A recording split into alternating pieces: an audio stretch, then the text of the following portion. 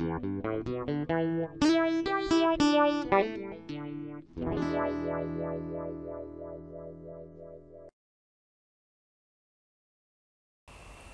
liebe Studentin, hallo lieber Student, wir üben nun wieder das Produzieren von Texten. Ihre Aufgabe ist es, die Strophe 5 von Heines Gedicht in modernes Deutsch zu übertragen, also ein Deutsch, das wir heute sprechen oder schreiben.